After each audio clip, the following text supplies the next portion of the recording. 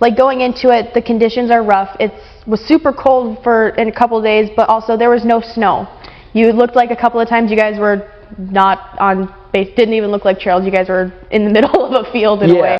So Alaska's interesting. I come to find out, like, I feel like people think of Alaska and like, oh, there's a bunch of snow all the time, which I think there is. I guess I'm not sure. I've only been there once, and the time I went, there was no snow. They say, like, Big Lake, Alaska, where it starts, there's supposed to be, like, 10 feet, usually, and there was nothing. You couldn't even go, like, trail ride out of the shed, you know, so, like, we started the race on the river, and it was, like, you know, around the river area, around Big Lake area, there's probably maybe, like, a foot of snow, so, like, basically a bad winter here. So it's like we were riding a lot of bare ice stuff, so we ran into a lot of, like, heating issues on the bare ice, because there was probably, you know, 60-ish miles of just shiny ice. So we had scratches, so we were able to figure that out pre-running days prior. So that was no big deal. But then, yeah, the burn area, like everyone's like, oh yeah, burn area is low snow, but that week before the race, everyone's like, no, the burn area has no snow. There's none. And we're like, well, what are we going to do? I'm like, it's too late now. You know, we're just going to have to just go into it and see what happens. We don't know. So yeah, we got into a section.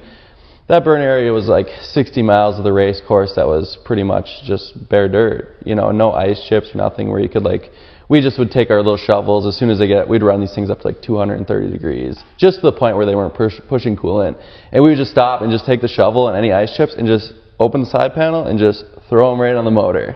I mean, 230 degrees to ice.